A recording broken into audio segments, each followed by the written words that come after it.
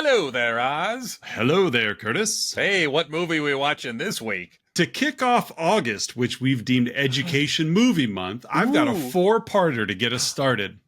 We're going to watch a combination of Lean On Me, meets According to Jim, Yep. meets Class of Newcomb High, Okay. all wrapped in The Great White Hope.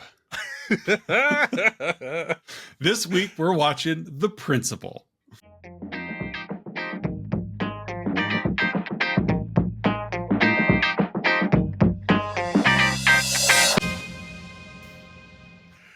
Yes, we are. Oh, God, as we always do, you know, Yeah. I'm putting together. I actually forgot for a hot minute that it was yours, and so I had a movie marriage ready.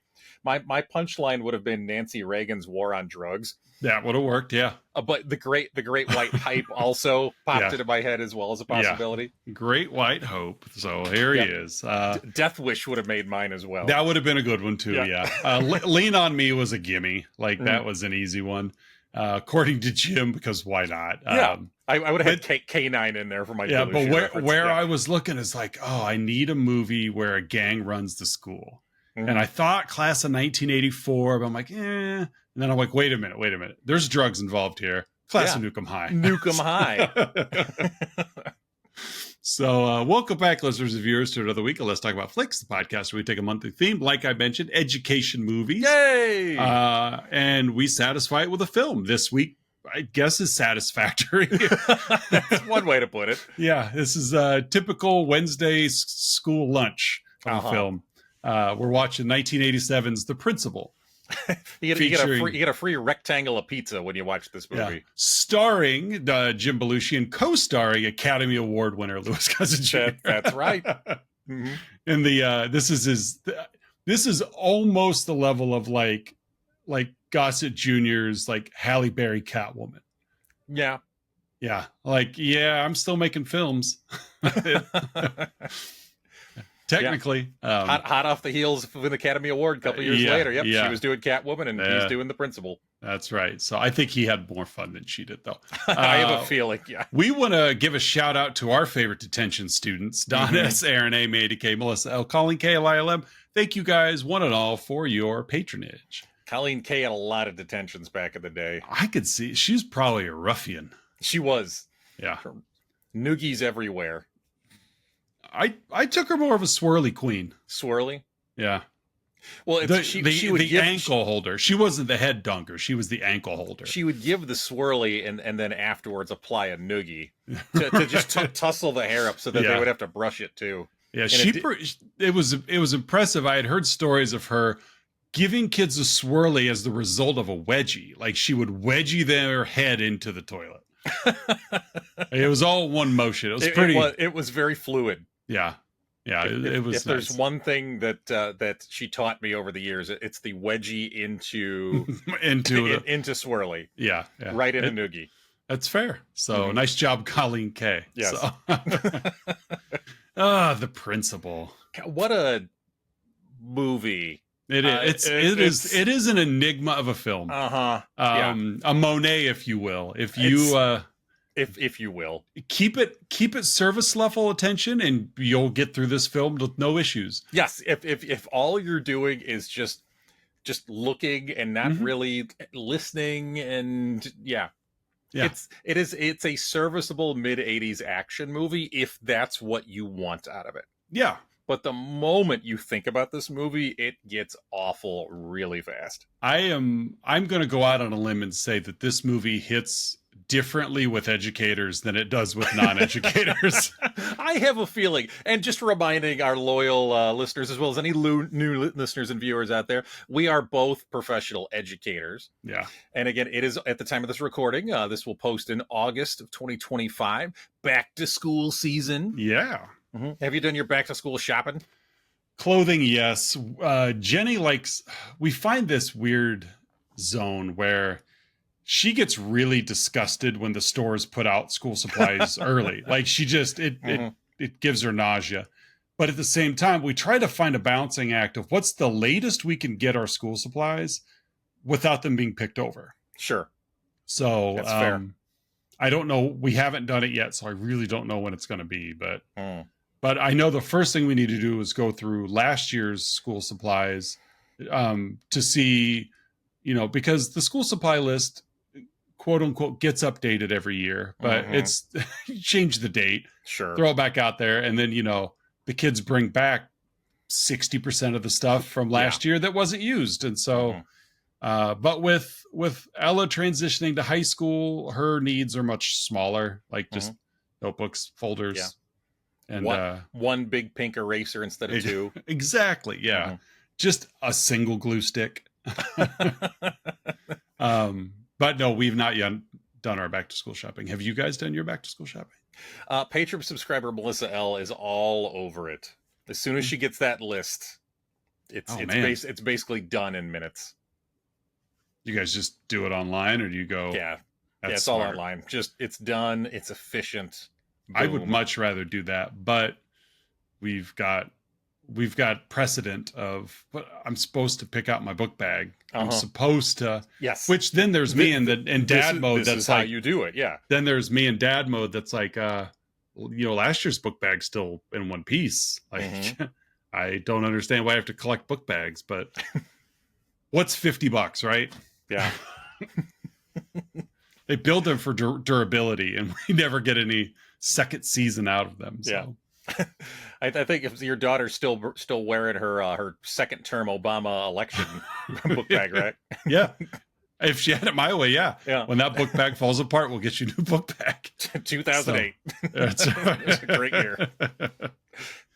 Oh, principal. The principal. Yeah. Who's in this film? Oh, because I got the plot, and boy, do I have the plot. Yes, you do, my friend. You've got a challenge ahead of you this week. Yeah. Not a long cast list per the old Wikipedia. We've got the aforementioned James Belushi as teacher, and then soon to be principal Rick Latimer. I guess this character had a cameo in another movie a couple years later. Yeah, Abraxas, Guardian of the Universe. Yes, is Jesse Ventura in that movie? Jesse Ventura and our man Sven Ole Thorson is also in it. I love Sven Ole Thorson, Bodyguard and Running Man. Yeah. Yep. So Rick Latimer, a character worthy of future movie cameos. Well, if anybody is going to fight intergalactic crime, it needs to be Rick Latimer. It's gonna be the principal, Rick Latimer. El Principal. I'm pretty sure there's El Principal. Yeah, I'm pretty sure I don't know if that is the Spanish word for principal, but whatever. There was a crack research team on this film, and that they were on crack. Yes, that's true. We got Academy Award winner Lou Gossett Jr. I think this was maybe 4 or 5 years. Yeah, I think it was 4 after Iron Eagles. No, he was in Enemy Eagles, Mine, wasn't it? Or was it? No, it was. Oh God, what did he win? It was an Officer and a Gentleman. Oh yeah. As soon as I said Iron Eagles out loud, it's like he was in that, but he didn't win for. Yeah, it was an Officer and a Gentleman. He's pretty much playing Lou Gossett Jr. as Jake Phillips, head of school security. We got Commando's Ray Dawn Chong as Hillary Orozco, a history teacher in the high school, and then we've got a bunch of youngins. We've got youths. We've got are they? Well, in the movie they're youths. I got a feeling most of them were in their mid-20s. Yeah. We had Michael Wright as gang leader and lead bad guy Victor Duncan. Reggie Johnson as his right man hand Jojo. We also have Troy Winbush as Emil, another member of this gang. Then we have Jeffrey J. Cohen. His character's name is White Zach. Yeah. And that everyone refers to him as White Zach. Everybody, yeah. It's like apparently the character's full name is Zach Mobby. I never heard anyone refer to him like exactly. He's White Zach. Coincidentally, White Curtis was also my moniker growing up. Yeah. In your predominantly Caucasian town. Yes. In my town, that was a good 98% Caucasian. Well, you were nocturnal. Your parents wouldn't let you out in the sun. And no, it was a literal term. It's better than powder. Yeah, that's true. We have Isai Morales, who's gone on to be, and he's been in stuff. Yeah. As Raimundo Rojas. We also have Jacob Vargas as Arturo Diego. And we have Kelly Minter. Yeah. The same Kelly Minter from Summer School. Is that correct? From Summer School. Yeah. She's queen of education films in the 80s. Playing just a slightly different version of the Summer School character as Trina Lester. Yeah, she can read in this movie. She couldn't read in Summer School. She can read. Yes. Yeah. That's the cast. That's what Wikipedia's got. There's other characters like adults in the beginning, but they're really not worth mentioning. No, they're not. No, they're not. All right, hey, let's get into the not controversial at all plot of The Principal. I will keep the controversy out of it. Good luck with that. And next week we have. So we kick this movie off with Rick in a bar. Yeah, we do. Rick is sitting at the bar. There's some great white guy blues rock playing at this bar as well. Yeah, very, very much so. Keeping the budget down. This is all like made for the film kind of stuff. So Rick's sitting at a bar surrounded by guys. I don't know if he knows these guys or if they know him, but he's surrounded by guys. I was reading the trivia. The guys he's surrounded at the bar are his real life friends. Okay. Well, I'm glad he's got 3. Yeah, he does. So Rick's sitting at the bar, just going on about his ex-wife. Who walks in the bar? His ex-wife. With her divorce lawyer. Everyone's like, Rick, it's in the past. Let it go.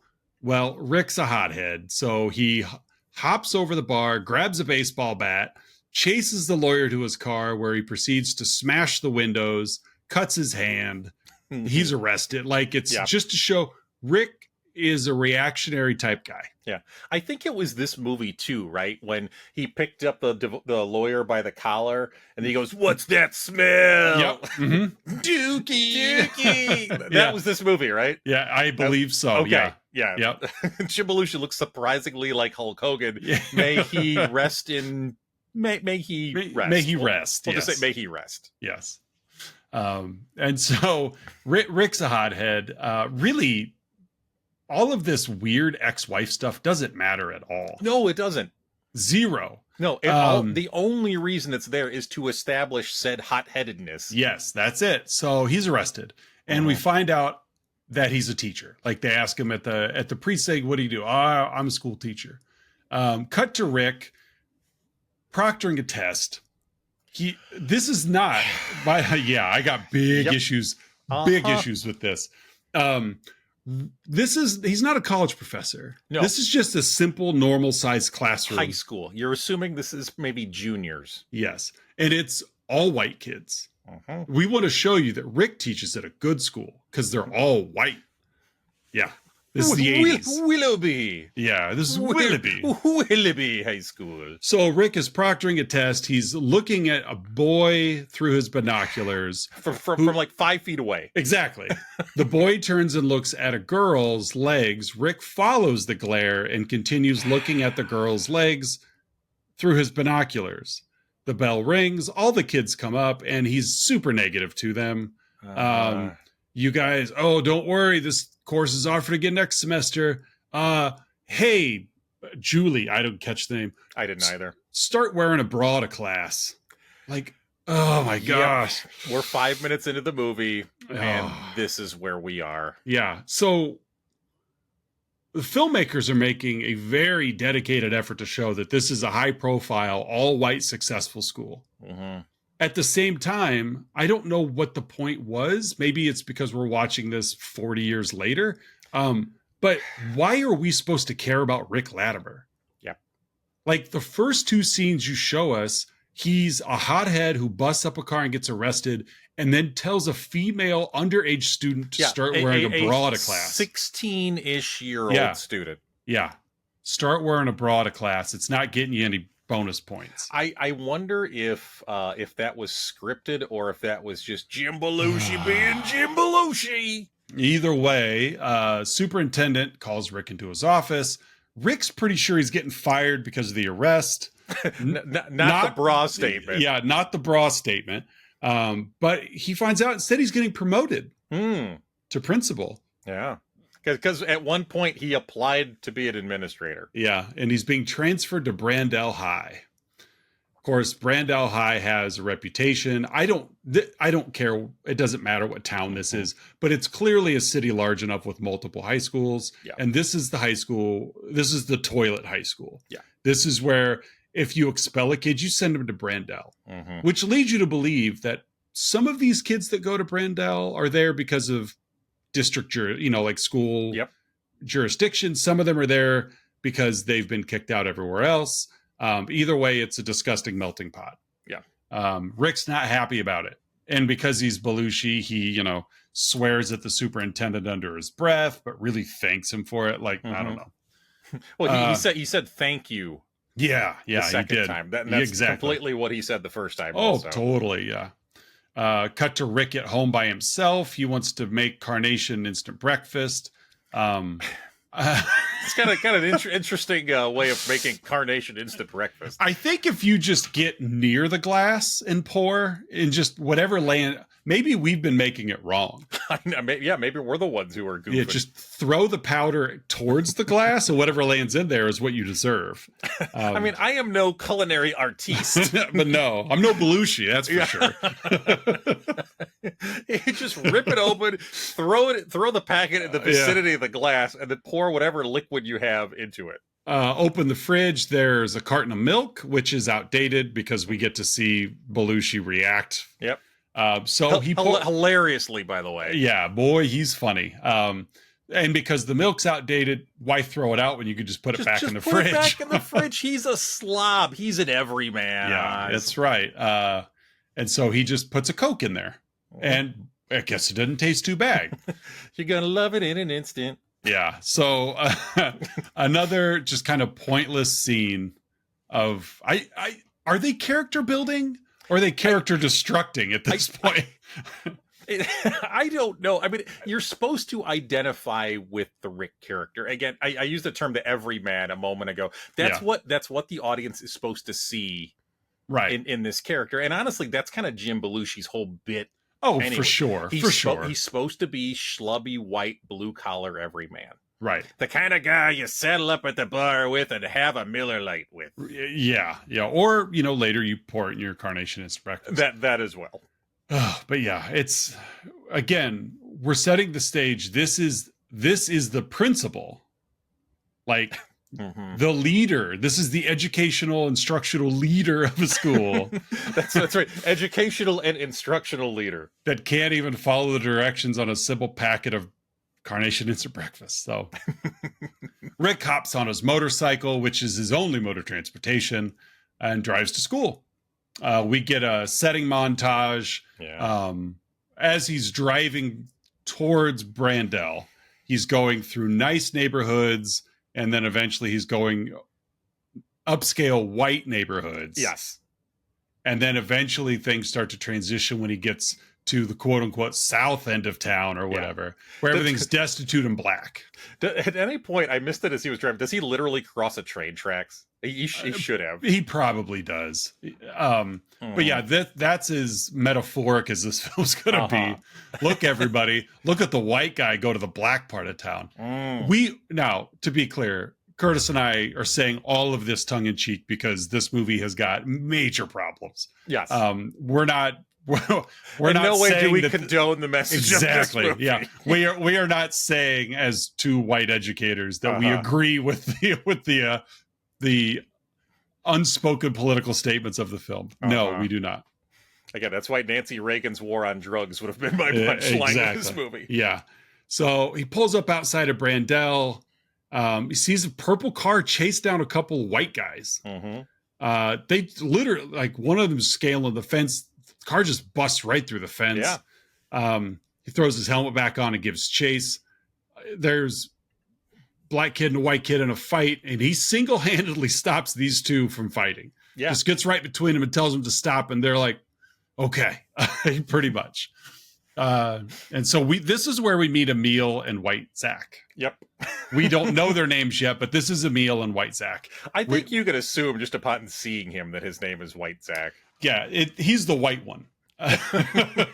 We don't want you to get confused and think Emil was the white guy in this one. He hauls these two to the principal's office. Of course, that's always a good practice. When you have two guys in a fight, keep them together as long as you can. It's good practice. Yes, because if one thing is going to de-escalate a fight, it's keeping them in close proximity to each other. Yeah. So he sets them like right next to each other. Of course, they continue spouting off because they're still hot. That's what they do. You know, White Zach's going on and on something about Victor. Of course, we don't know Victor because Rick doesn't know Victor. You know, Rick proceeds to manhandle them both. Like that's how he stops these two, is he just physically shoves them and pushes them around. And then, you know what? You both are expelled because it's 1987 and there's no due process in education. Apparently, you just, if principal says you're expelled, congratulations. You're out of here. It's the law of the land. Teacher walks in, followed by Jake. Jake being, like you mentioned, Louis Gossett Jr.'s character. He's the school's head guard. Jake takes the kids. Rick gets the facts. The cops, because you call the police. And the teacher's like, cops don't care. And most of these kids are here because they've already been expelled. Yeah. Like he gets the rundown from the staff. Yeah. You are at the bottom, Mr. Latimer. So Jake and Rick don't see eye to eye at the beginning. Jake gives Rick a tour of the school. We get quite a bit of exposition here. We see firsthand how troubled the school is. And this is where Jake mentions Victor Duncan's gang runs the school. Yeah. Cut to Rick asleep at his desk. Jake wakes. Yeah. Real rough day. I mean, it took a lot of energy to manhandle those students, and first thing in the morning. Yeah, pick them up by their collars and whatnot. So Jake wakes Rick up from his nap. And questions like, why are you here? Right? Why are you here? And so we get some dialogue there. Jake expositions Rick as another in the long line of white principals who are trying to get out of there as fast as they can. Right. So Jake mentions a kid that Duncan's gang is terrorizing. Rick sees a group of boys at the end of the hallway. It's just real, like, dark and cryptic kind of stuff. Almost like this "You're on our turf" is basically what all of these, Victor's gang is like. Everybody walks off. Rick, I guess now that he's refreshed from his nap, he just goes to his ex-wife's workplace. Yeah. He just goes and just stalks his ex-wife. Yeah. He waits for her just to tell her that he got a job as a principal. And she just blows him off because they're divorced and she should. Yeah. Like, he's like, again, all of this ex-wife stuff is just weird. Yeah. And that's it. That we don't see her ever again in this film. No, that's it. She's in 2 quick scenes at the beginning and then she's done. Yeah. So Rick's back in the bar. He's got some soul searching to do. He's back at the same bar, same camera angle. He's not having the same drunken fun that he's used to. Poor Rick. Yeah. He leaves the bar. He's listened to Jake. He's listened to his ex-wife, and he realizes, you know what? I have a choice here. I could be that next white principal. I can't wait to get out, or I could make a difference. So he goes back to school and looks up Victor Duncan's profile. There's a lot of kids in this school for as few folders as there are in that filing cabinet. And it's a pretty thin folder too. It was, yeah. For somebody who's supposedly this gang leader. Yeah, exactly. He's a school board member as well. So, cut to the next day. Rick sees a kid running through the school, and he ducks out of the gym. Sees another group of kids chasing that kid, so he follows the kid into the gym. Tries to, hey, why don't you come out, talk? Let's work things out. I'm on your side. Kid makes no mention of anything. So Rick calls him a sissy. Yeah. And the kid's like, I'm not no sissy. And so now we've got somebody to talk to. That's called connecting us. Yep. Yeah, it worked for Marty McFly. Like, you get it, just call him a chicken and he'll do whatever you want. What are you, yellow? But we get more exposition. The kid tells Rick, hey, you're at the school the same reason we're all here. We're failures. Yeah. Nobody wants you. That's right.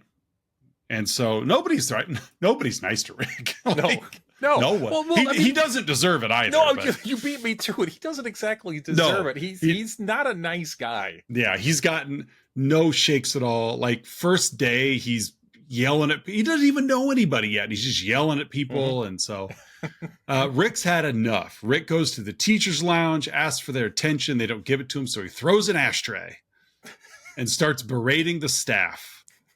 Poor Mr. Was it Darcy? Darcy, yeah. Darcy, yeah. He gets the worst of it several times. Yeah, it's like him and Roscoe are the only two like teacher names we get. Yeah, they're the only ones. Yeah, so and Darcy's just there to be a pincushion. Pretty much, yeah. So he orders the staff round up all the students, like 6th period assembly. 6th hour, bring them all into the gym. And they're all like, "Are you ridiculous? You heard what I said. You me throw another ashtray?" Like, I'm the principal. Do it, Darcy. So the auditorium's packed. He has a moment of brevity where he's like, "Oh crap, like, wow, there's a lot of kids here. Maybe I should spend some time in the hallways instead of napping." And his message is no more. That's it. 2 words. No more. No more drug dealing, no more rape, no more everything you're doing, no more. For a split second, he comes out and he says, "I got 2 words." It's like, oh no. I hope it's not "thank you" again. Yeah. And he tells him, "You know what? You can't be expelled either. Because you can't expel me. I can't expel you. We're gonna have to do this together." So Victor Duncan just gets up. The fact that he showed up for the assembly was pretty impressive. Like, whatever class he was in, he listened to the teacher. But Duncan just gets up and starts to walk out. And, of course, Rick yells after him. And of course he does. Like, Duncan's basically, "It's not your school." A fight breaks out. Rick and Jake kind of come at the fight from each side. Totally, this would have been an opportunity for any kid to like take Rick out, but it didn't happen because we need him for the rest of the film. Do we? And Jake chastises Rick for the assembly.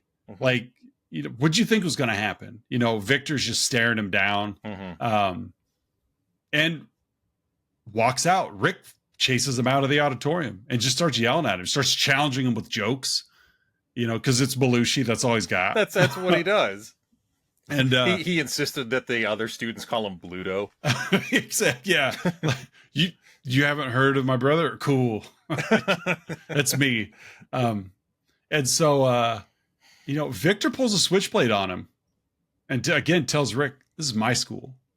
And then hands him the switchblade. Like, not in like a "I'm laying down for you," but almost like, "I'm in so much control. I'm going to give you my weapon and it won't make a difference."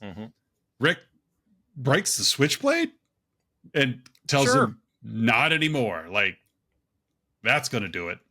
It was one of those switchblade combs. I think it was. Yeah. Yeah. He got it from the T-Birds. We get some stuff. Rick breaks up a drug dealer in the bathroom. It's Trina. We meet Trina. It's Kelly Minter's character. She's dealing drugs for Victor. Yep. He breaks that up. Of course, she's yelling at him, and it's Kelly Minter. She's just being Kelly Minter. Yeah. Do you know who you're messing with? This is Victor stuff. Cut to Rick's at home. Like, the pacing is fine, but the sequencing is really off. Like, cut Rick's back home. He's out of Coke. Milk is still bad, so he mixes it with a beer. Oh, it's so gross. But he drinks the beer. Isn't that funny? Carnation instant breakfast. Yeah, you're right. This is breakfast that he's just down to beer before going to work as the principal. At a school. But he's starting. It's probably an O'Doul's. I'm sure it was. He just likes the flavor. Yeah, it's a Zima. It was just a wine cooler. That's right. God, is Bartles and James. That never hurt anybody. Rick brings on 3.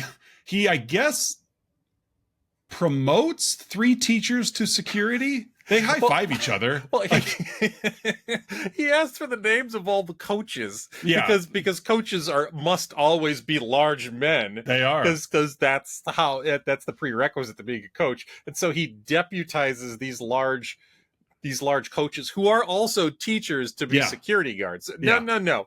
You're done teaching. Yeah. You're going to go sweep the hallways. That's right. Cut to a montage of security sweeping the halls. Set to the song Set It Off by Strafe. I do like that song. It is a fun song. Yeah. Literally shoving students in a classroom. Yep. That's what they're doing. Learn something. There won't be any problem here. I'm going to send you to the place you don't want to be and not be there to supervise. Rick and Jake walk a kid into a Roscoe's class. She actually has got control of her classroom. Yeah. She's educating them. It's engaging. Yeah. Is everyone necessarily tuned in? But no one's disruptive until Rick and Jake walk in. It's a little sassy, but it's within... It's controlled. Yeah. Rick and Jake walk a kid in, make a scene. Of course they do. You know, he hangs around. And of course, they walk this kid in with 18 seconds before the bell rings. Because that'll help. Yeah. Completely destroys the end of her lesson. And he hangs around until after the lesson. Arturo is still in there. And Rick's almost looking for you get the vibe he's looking for some appreciation. Yeah. He's fishing for a thank you. Yeah. Look what I did. And she yells thank you at him. Yeah. Well, first she starts with I resent you. Yeah. Oh yeah. And then that leads into we'll say thank you. Thank you. Part of what she said. Yeah. So and then she storms out of the classroom, leaving Arturo, and of course Rick is played by a Belushi. So I have a way with women. Yeah, she likes me. Like, okay. Victor stops Rick in the empty hallways, threatens him some more. So I mean, we clearly have a dynamic going here. Rick shows up the next morning. All the teachers are in his office. You get the vibe, all the teachers anyway. This is a very large school, as you saw from the auditorium scene. And there's like 7 staff members. So I would be complaining about overcrowded class. Like, you know what? I'm okay if half my kids don't want to come to class. I still have 38 in there. So I mean, the Mr. Coffee was in the teacher's lounge, not the main office. To be fair. So teachers meet in Rick's office. A lot of them get after them about making the kids go to class. Yeah. Like, you're putting animals in my classroom. Right. And he lectures them. Hey, we're responsible for teaching all kids, not just the easy ones. He's not wrong, but for a fleeting moment, there's something there. Yeah. He's not wrong. But I also definitely see where they're coming from. Yeah. Of like, hey, we're all trying to survive too. So Rick then, he gets handed some papers as Trina wants to drop out and he needs to sign for it. So instead of doing that, he just goes to her place. Yeah. Unaware, like undetected, like he just shows up at her front door by himself. A little boy pulls a gun on him, fake gun, but still scares him. Yeah. And then she basically is like, what are you doing here? Yeah. Because she lives by herself. I don't know how she affords her apartment, but that's okay. Victor, I'm sure. Yeah. But, she's got a son. He doesn't give her any notice. He just drops by and he tells her, I'm not letting you drop out, because if I let you drop out, it means I failed you. So, because it's all about you, Rick. Yeah, it's all about me. And so I need you at the school 6 a.m. in the morning. We're going to get back to this education stuff. Yeah. Very conscientious of her needs, her son, her life, her situation. Completely. Yeah. I understand school's hard for you, so let's get there earlier. Yeah. Okay. Yeah. And it's totally fine, because the movie has already set the precedent that I have no problem being inappropriate with high school age girls. So how about one-on-one 6 a.m. in the morning? Yep. Because you have a kid. So she does show up the next morning. He doesn't think she will. She shows up. She's late. First thing, I got to go to the bathroom. Okay. He hears some racket outside. He looks out the window. He sees his motorcycle being disassembled. At that time, Victor's gang sneaks in behind him, throws like a pillowcase over his head, and beats the tar out of him. Yes. Yeah, you took the exact phrase out of my mouth. They lay into him. Yeah. I will say, this sequence, they did a good job of, I guess, demonstrating how brutal it was. Mm-hmm. You know, like there's a punch to the bagged face, and then the head pops back up, and there's like blood seeping through the pillowcase. Even as they're walking away from, one kid just kicks him in the face. Yeah. And then they take the bag off the head, and it doesn't live up to what we expected based on the beating he got. Yeah. It's just a bunch of like red fake blood on his face. Like there's no bruises, there's no swollen anything. He's Jim Belushi. Right. So his face is plenty swollen already. It's true, yeah. I'll bring the swell, you bring the blood. So he gets up and he shambles himself through the hallways. It's like all the kids are at school now. Yeah. Everyone sees him. He's a bloody mess. Walks out to his motorcycle, picks up a piece of it, goes into like the shop class, like the auto shop class, full of Hispanic students, naturally. Yep. Yeah. Again, throws the motorcycle part against the wall and starts yelling at him. Who did this? Did he assume they did it? Like, I understand he couldn't see what was going on, but Rick, put 2 and 2 together here. Who's your nemesis on campus? Yeah. It's not Arturo. So Arturo's like, we don't know who did it, but we'll fix your bike for you. Apparently, Jake gives him the rest of the day off. You take the rest of the day off. So Jake has that authority to do that. So Rick, instead of going home and resting, goes back to Trina's apartment.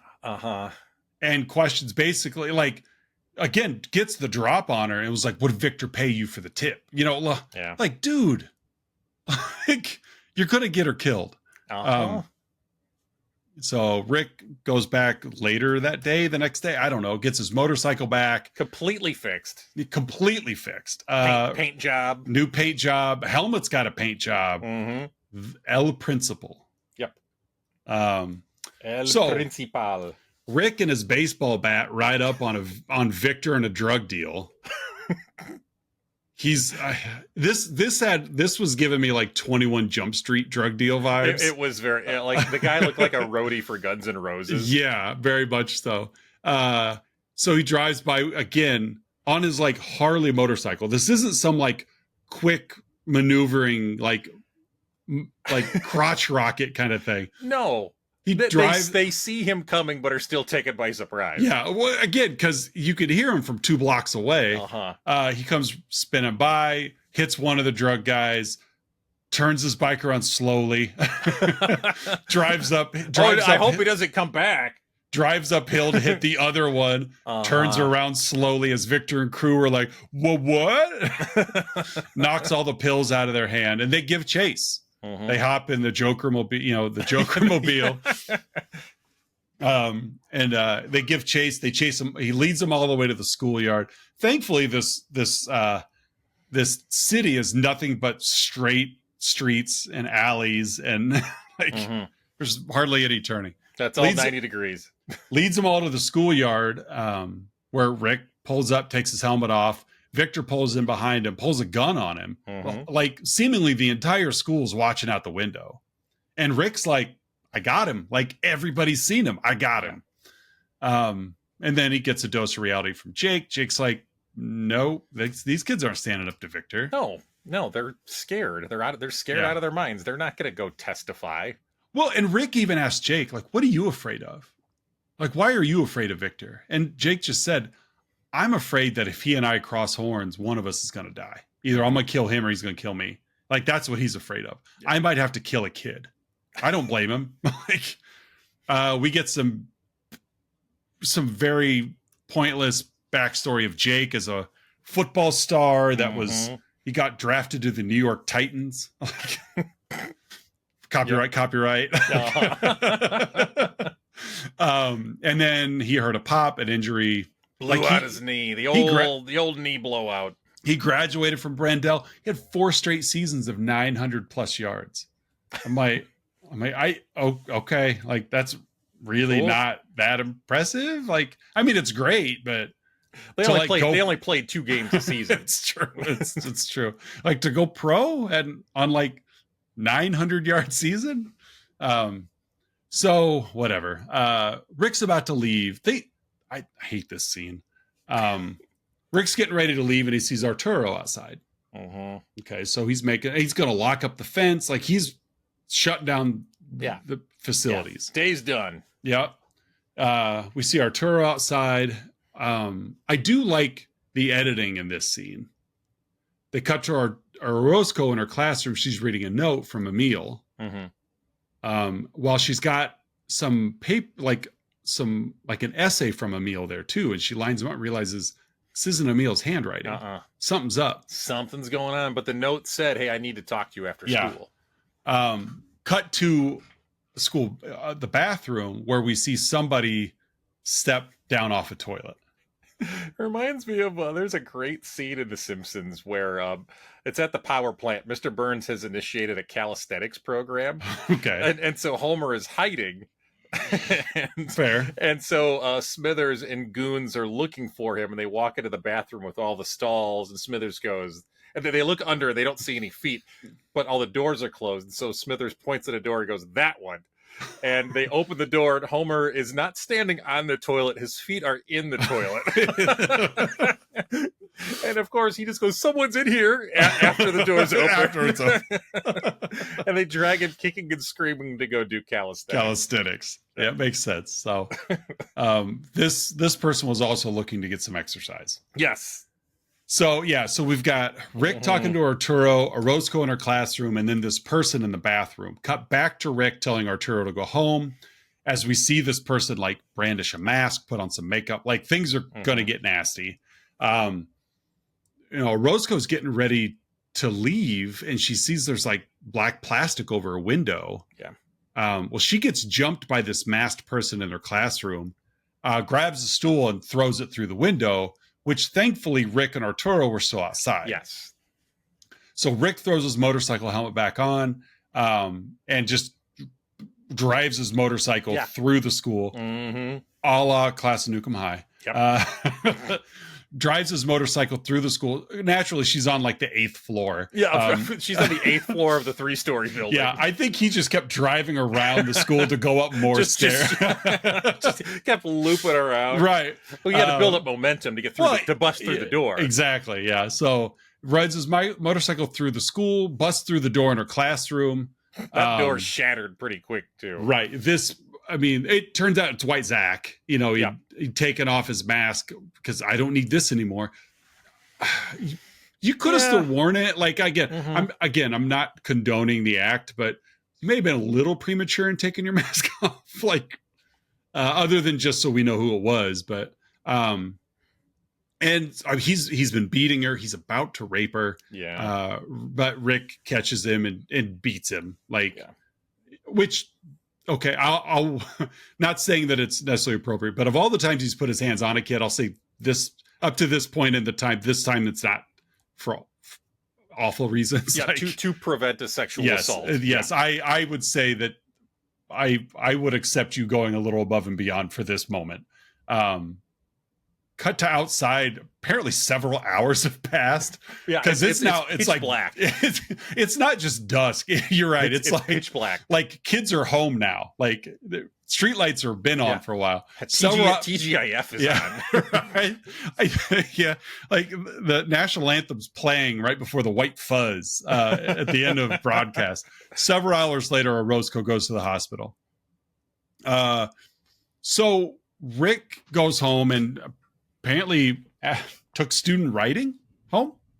Because that's what he does. And from Orozco, and takes her student writing home, lights a cigarette, puts it out. So apparently this caused him to stop smoking. Like, it's a really powerful essay. I've been looking to quit. So next day, Orozco's sub walks out like what appears to be moments after walking in. Yeah. Rick and Jake just kind of laugh and go to the classroom. Get there, Arturo and one of Victor's guys are fighting. Rick decides, I'm going to teach this class. Mm-hmm. It's fine. I was an English teacher. I'll teach this. So he takes over. Emil keeps running his mouth. Rick tells him, you keep running your mouth, you're going to be in my office doing 200 push-ups. Yep. Emil kept running his mouth. And so we cut to Emil doing push-ups outside of Rick's office. Mm-hmm.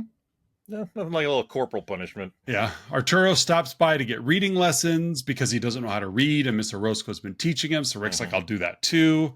I thought it was kind of funny when he's giving Arturo reading lessons, and Emil just starts counting as if he's doing push-ups instead of actually doing that. Yeah.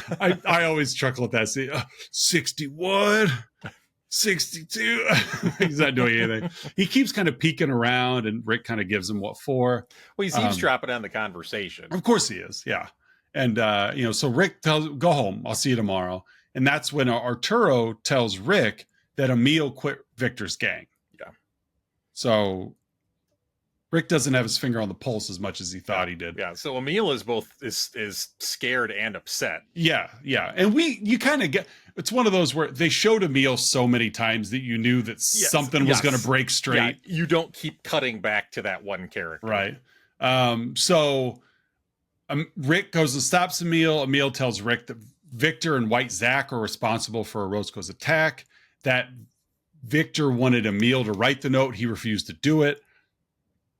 So I broke free. I'm not doing that. All right, have a great day. And they joke around a few more times. Apparently, Victor's just standing on the opposite corner of the road watching all of this exchange. They don't see Victor at all.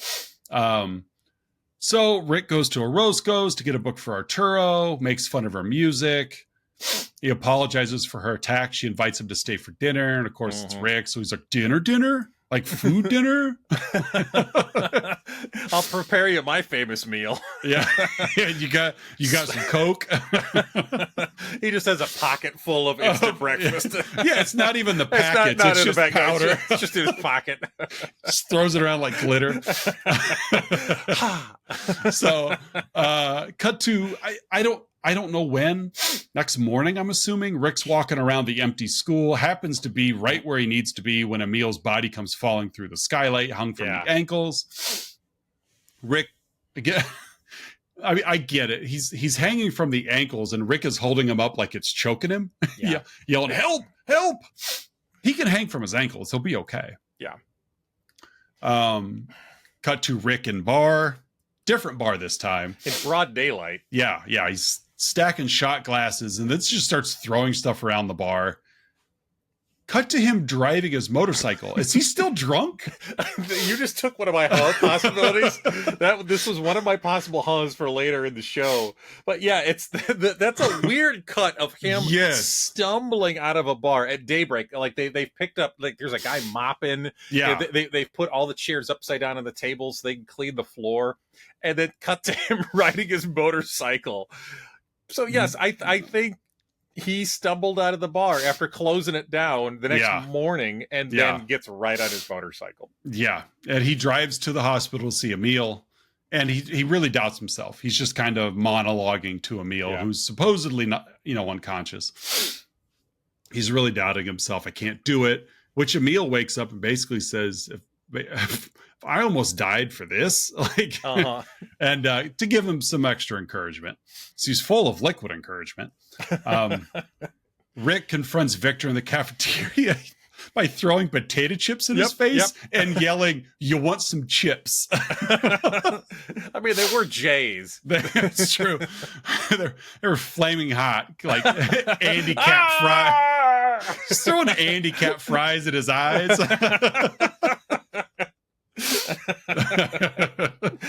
Not the Takis. No, not those. He's threatening him. Victor counters him and threatens, "You show up tomorrow, you're dead man." Yeah. And everybody sees Victor's threat. Like, yeah. He's not hiding it. The entire school is there. Like, and that's the impetus for the rest of the movie. Yeah. It goes back to his office. Jake informs him that White Zach jumped bail. Like, to where it's like, you're not winning. Like, you think you are, but you're not. So Jake just tells Rick, "You should probably call in sick tomorrow. Like, let's call a spade a spade." Apparently Victor's threats only have a 24-hour shelf life. You show up tomorrow, you're a dead man. Well, haha, I'll just skip tomorrow. I'll show up Thursday. I'll bring you a donut Thursday. Victor just next day, you got me. You called my bluff. I was literal and you understood that. And Rick refuses. Jake says, I'll be here too. Like they understand this has got to end. Orozco stops by Rick's place, which of course apparently just lives in a room. I don't know. It looked like a red roof. It did. I don't know. But he doesn't sleep on the couch. He sleeps on the pull-out bed. Stops by his place just to tell him, I don't know what part of the school year this is, but it is somewhere in the school year. Yeah. Tells him, I'm leaving Bridell. I applied for a boarding school job in Connecticut and I got hired. Mid-year hires are very convenient for the plot of this film. So congratulations. Because again, Rick got hired as principal once the school year started. Yeah. She gives him a kiss goodbye too. A really slow kiss on the cheek. It was weird. Yeah. So Death Day is here. The whole atmosphere in the school's on edge. Like everybody's on edge. It was a spirit day. By ghost is what you mean by spirit. Yeah. Everyone clears out quickly when school's over and nobody leaves. Everybody just hangs around they're just literally just standing around the school. Rick and Arturo are in Orozco's room doing a reading lesson. Orozco stops in one last time. Apparently overnight, she abandoned that boarding school job. Yeah. Because he's like, what are you doing here? She's like, well, it is my classroom. It's my classroom. And and again, everybody is outside just waiting for this fight. White Zach climbs a fence, sneaks in the grounds. Arturo runs back into the school. White Zach goes into the school, not following him, just happened to be at the same door kind of thing. Victor and his crew, they arrive and they split up. Like Rick and Jake are watching from his office. I have a problem with proactive leadership reactive leadership. In this case, they see Victor show up and Rick's like, I'll give him one more minute and then we're leaving. And naturally he shows up like 38 seconds later. Yeah. To which Jake goes, all right, I'm going to grab the chains and go chain the doors. Why didn't you do that already? Yeah. Like if that's like, oh, now that he's here, I'm gonna go lock up. Yeah. You are upstairs. Like he's gonna beat you to the door. Yeah. But it's an effort to split Jake and Rick up is really what it is. That's what the movie does. So Jake heads off to chain the doors. Rick goes to call the police. The line's already dead. He sees a student in the hall and he follows him into the girl's shower room. Pretty tense scene here. Yeah, it is actually pretty tense. Shot well, kind of shot from overhead a little bit, almost like they're in a labyrinth of sorts. Jake's walking carefully because again, he's aware that they're around. Yeah. And he gets jumped and shoved into a storage closet and locked in. So Jake's he's out of commission for the moment. Victor and his guys join Rick in that shower room. And they're just basically playing a lot of duck and cover. Yeah, the old cat and mouse game. Yeah.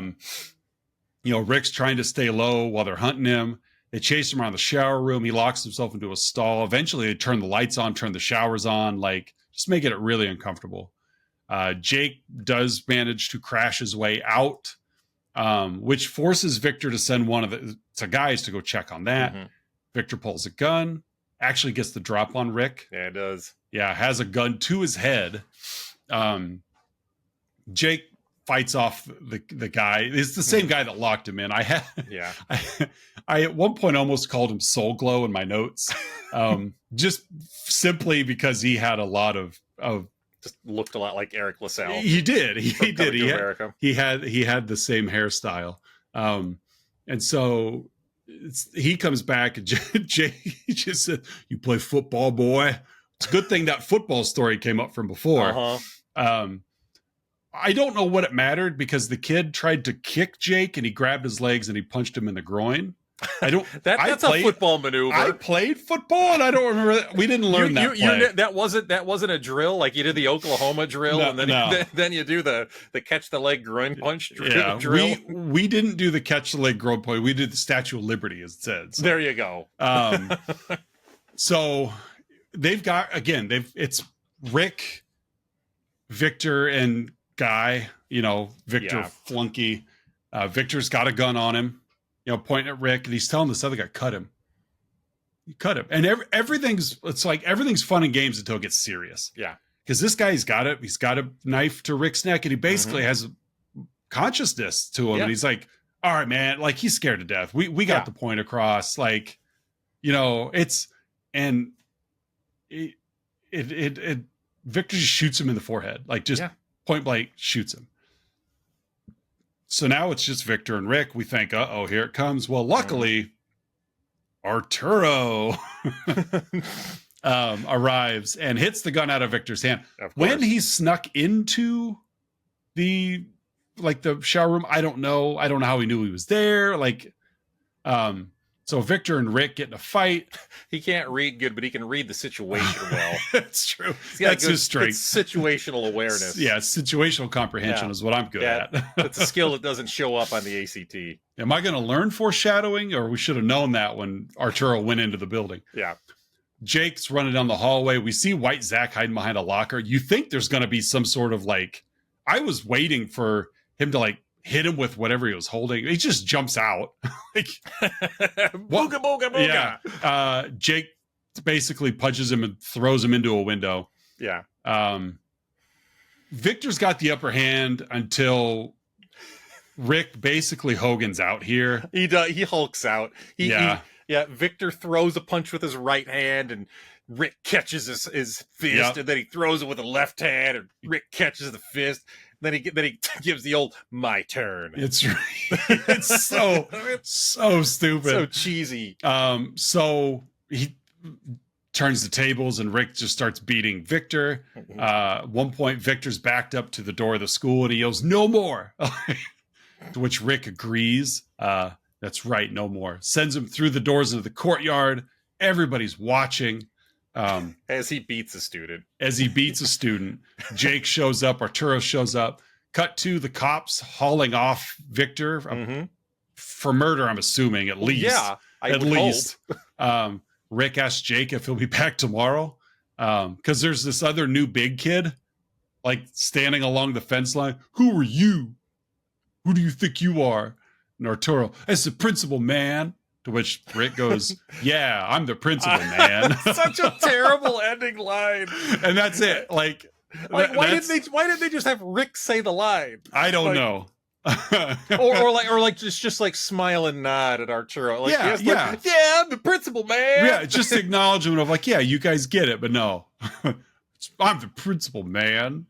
Oh, that's the principal, man. That's the principal, man. Oh.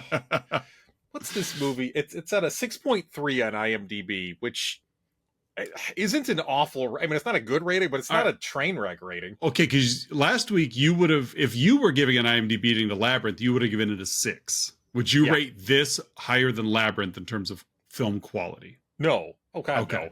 Okay. But yeah, it's this again. You and I are we're educators. Mm-hmm. You and I are not inner city school alumni. Correct. So there is quite a bit in this movie that, to be fair, you and I, outside of education, we can't connect with. Correct. Never experienced. Yeah, can't speak to it. And so there may be a demographic of people out there that went to schools similar to Brandel this may hit a soft spot for them a little bit, because there's some comeuppance here that never happened in their school or something along those lines. So there might be some inflated ratings for that. There might just be a bunch of according to Jim fans that I love everything he's in. But yeah, I don't think it's quite 6.3 worthy. No, again, especially once you start really digging into what's happening. And yes. Yeah. All right, well, folks, every week, Oz and I give our own unique rating to the film we've been yapping about, in this case, 1987's The Principal. So, hey, Oz, how would you rate this flick?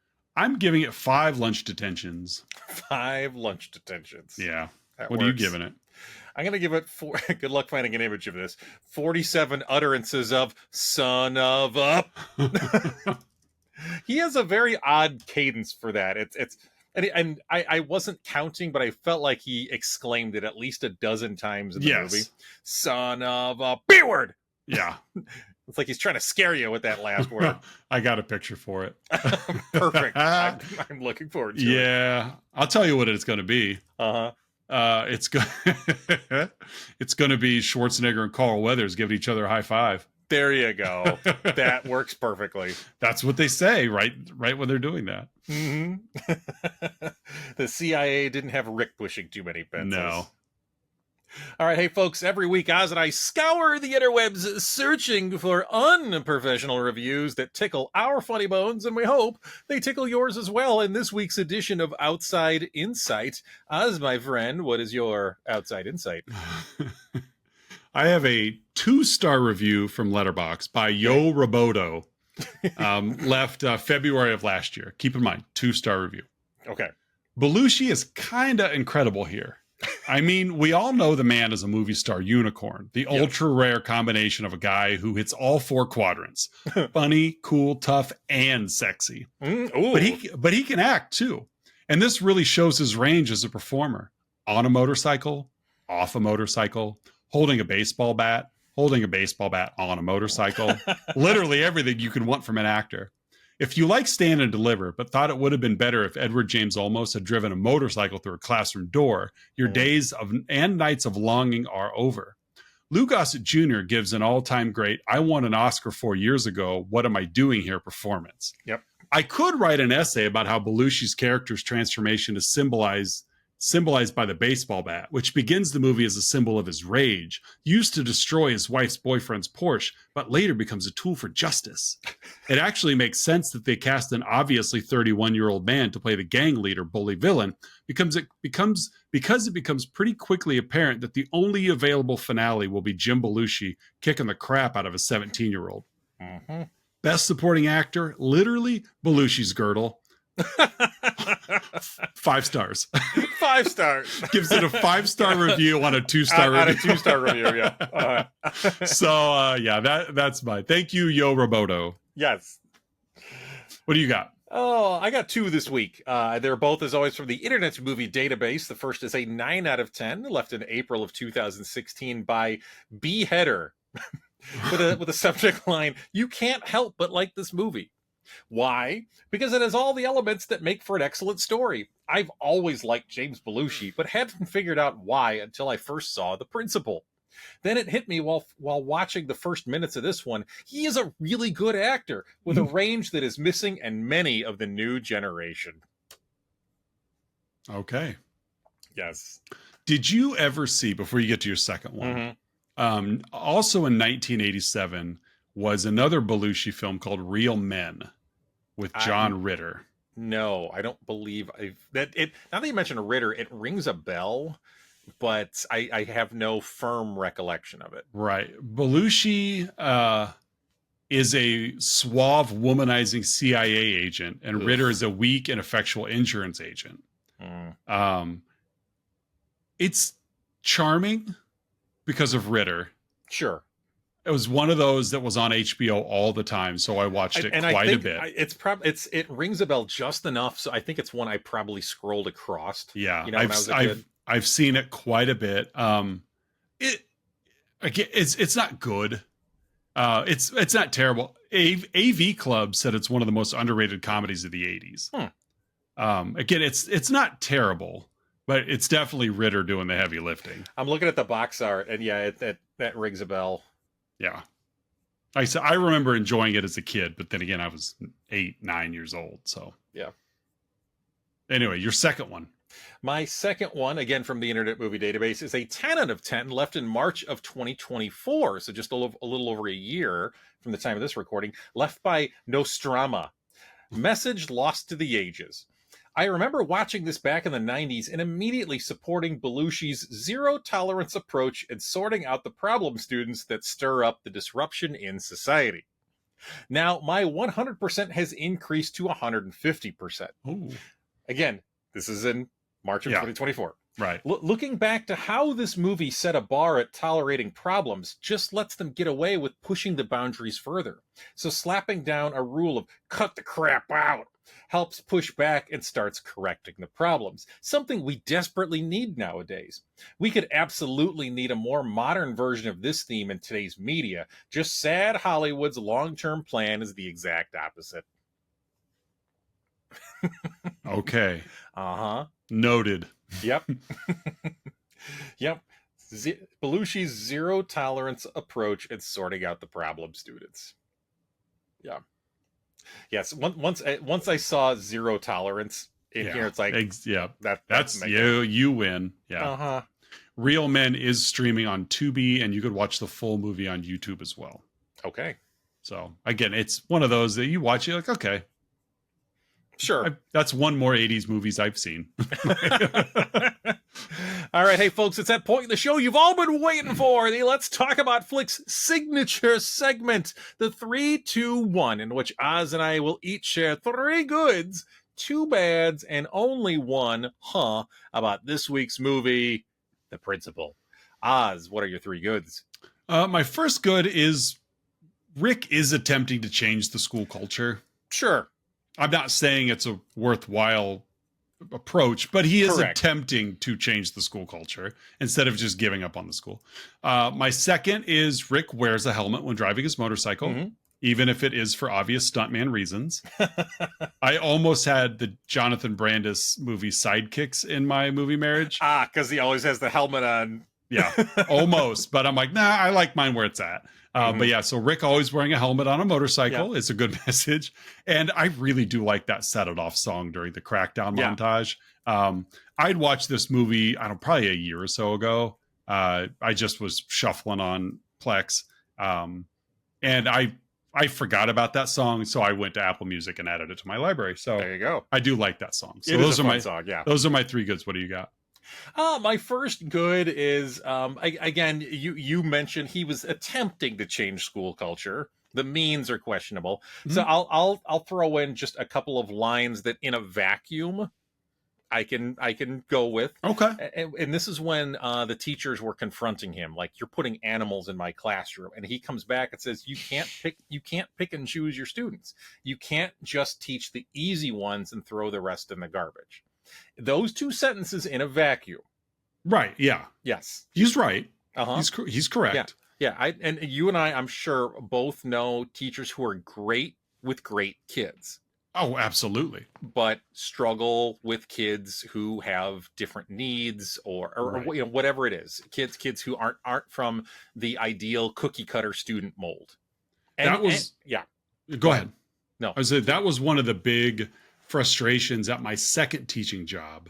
Was I was part of a staff of, I think it was 9 math teachers at a high school, and the most veteran teachers always took the upper level classes. Yeah.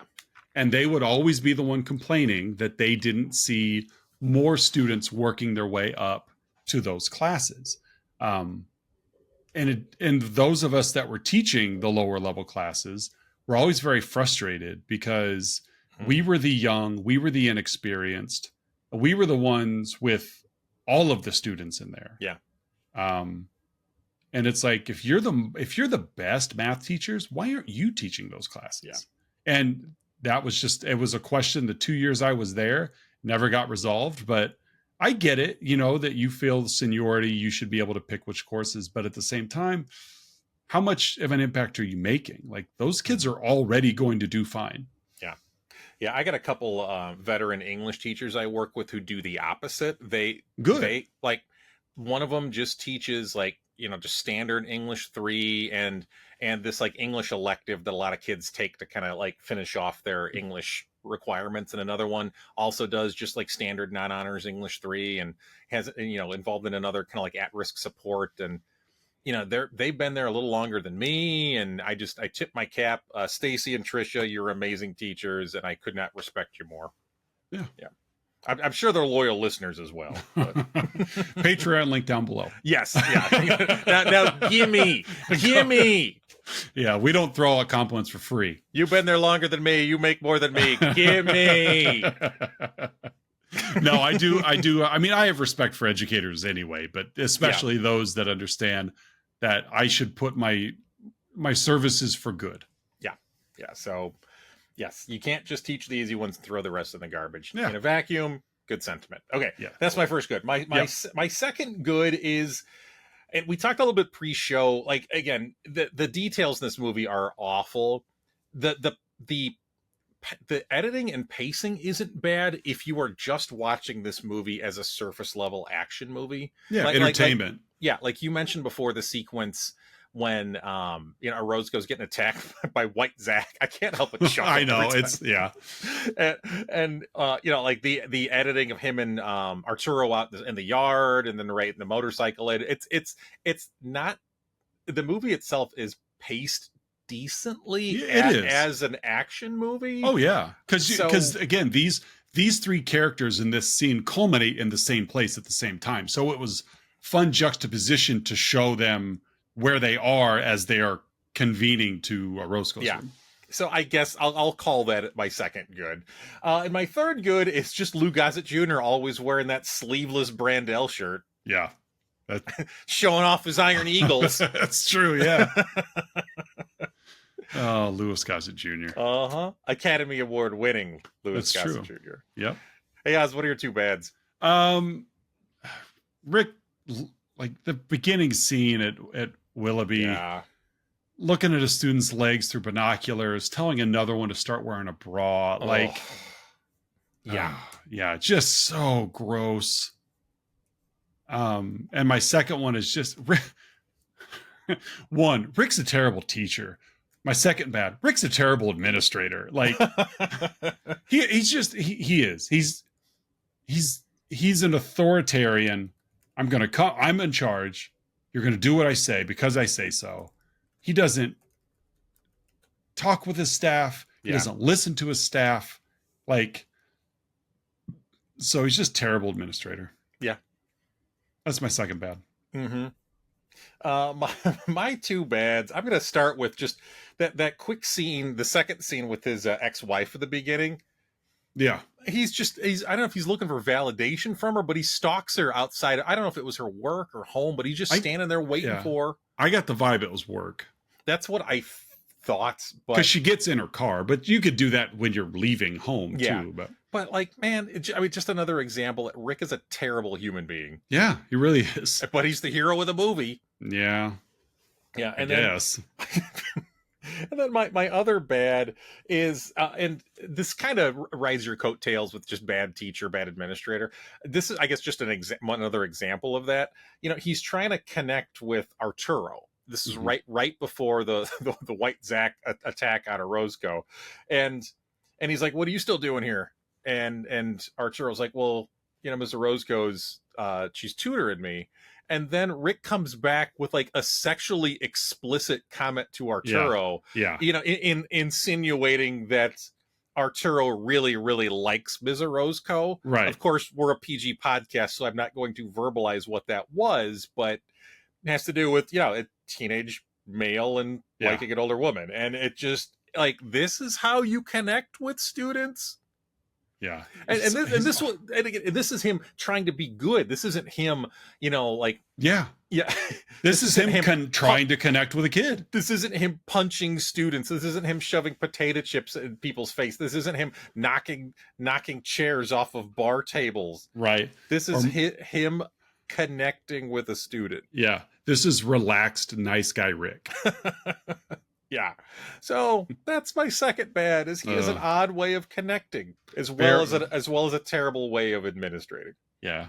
For those people that watch this movie and feel like Rick he's drawn a bad card, come on. Well, how come nobody gives him a chance? Because he's a despicable human being. Because he's terrible. Yeah. just go back to the first couple of minutes of the movie. That's all it takes. Whether the bar scene or him teaching English scene, it doesn't matter. Yeah. Even in the first bar scene at the very beginning, he uses a homophobic slur towards his ex-wife's new boyfriend. He threatens Victor with a prison rape euphemism. Come on. Yeah.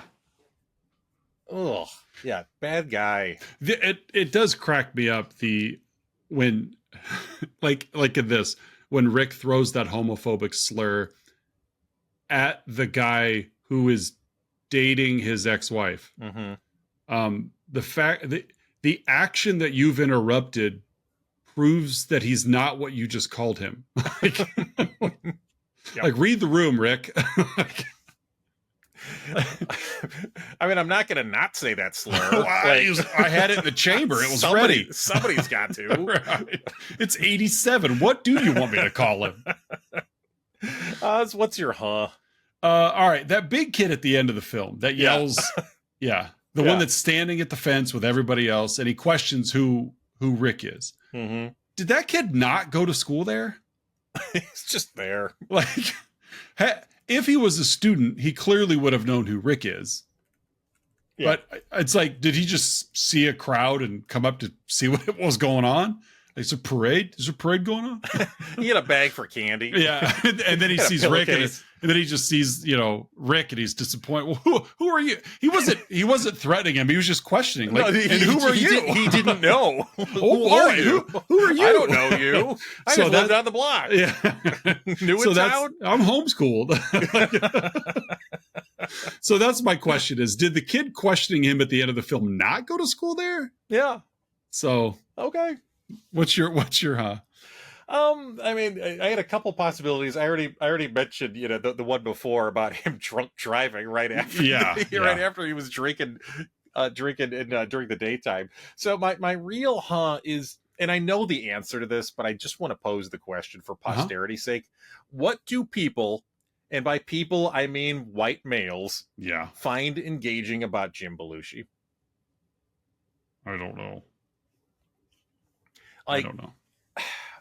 We described him before. Like, he tries to come off as that everyman, like, the guy with the tool belt, the guy sitting at the bar, the guy watching football, the guy eating nachos. And there's, what was that? Was, according to Jim, wasn't he married to like Courtney Thorne Smith in that show? Yeah. Like he is what chairman of the board's Courtney Thorne Smith. Yeah, chairman of the board. and like, it's like we all aspire to be Jim Belushi. Like that's the schlubby white guy at a pedestal for all middle-aged white men everywhere. To be fair, I just asked ChatGPT, what do white males like about Jim Belushi? Okay, I am all ears. Okay. It says there's no single reason, but there are a few cultural and generational factors that might explain why Jim Belushi has an audience that skews older and male, especially among white men. It even says among white men. Comedy style they grew up with. His humor, like his brother John's before him, comes from Saturday Night Live's Second City School of broad, physical, everyman comedy. For guys who grew up in the late 70s through the 90s, that style just feels familiar. 2, relatable, quote-unquote, everyman persona. He often plays blue-collar, middle-class characters, according to Jim, K9, etc. A lot of men in that demographic see a bit of themselves in that kind of character. Not flashy, just trying to deal with family and work. Associations with John Belushi. Many fans came to Jim through admiration of John. There's a nostalgia factor. Watching Jim can feel like a small connection to an earlier era of comedy.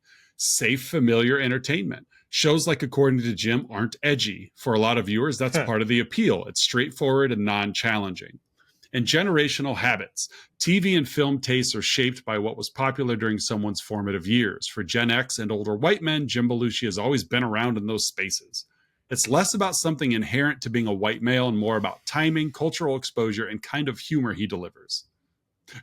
Do you want me to give you a breakdown of why his appeal never really crossed over to younger or more diverse audiences? I think we can insinuate that. Yeah, I got it. Thank you, ChatGPT.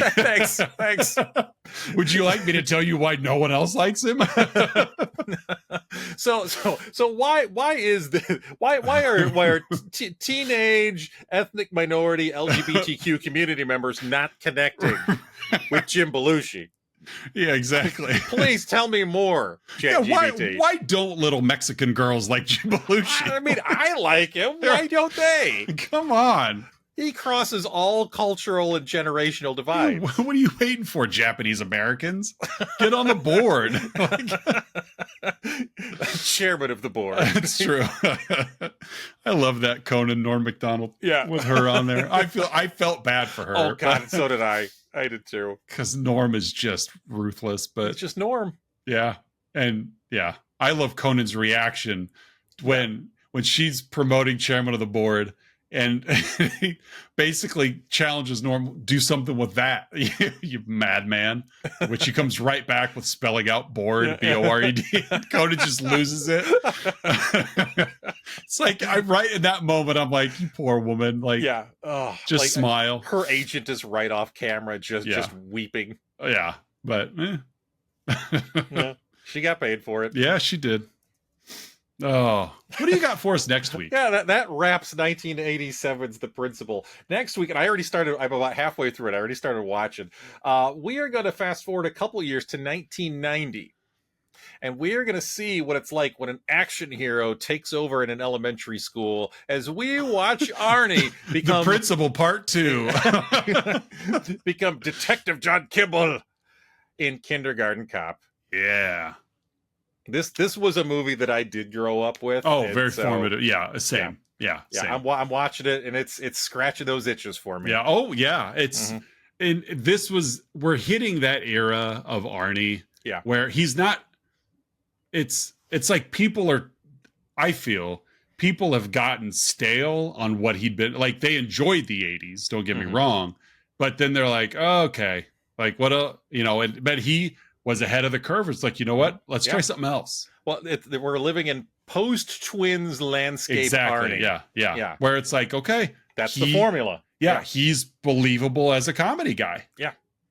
As long as you put him in comedic things. Yes. He's not a comedian, but Arnie and Dana DeVito, that's funny. Arnie as a kindergarten teacher, that's funny. Like just situational alone, that's funny. Junior, that's funny. Yeah. Yeah, you give him, you put him in the right kind of fish out of water, and yeah, it for works. Sure, for sure. So, yeah, Kindergarten Cop for next week. It's been a minute since I've seen this one. Yeah, so fun enough movie, not a great movie, but it's fun enough. Yeah, it's again not good, but at the same time, it doesn't have Academy Award winner Lou Gossett Jr. in it. No, but at the same time, it's like we enjoy our Arnie commandoing or running, or predatoring or recalling totally, like that's how we or sixth daying, terminating. We enjoy barbarian. That's right. That's how we enjoy our Arnie, not teaching. No, copping. That's true. Yeah. So, but next week, Kindergarten Cop. Social media wise, Facebook, Instagram are the channels that we are active enough on. YouTube Shorts, again, so if you like watching us live, you can catch bits there. Other than that, thanks for coming. This is episode 197. Wow. Yeah, 197. Wasn't that? It really didn't feel that long ago that we were talking about episode 100. So yeah, we were clicking right along on the road to 200. That's right, almost there. So for another episode of Let's Talk About Flicks, I'm Oz. I'm Curtis. We'll see you guys next week with Kindergarten Cop.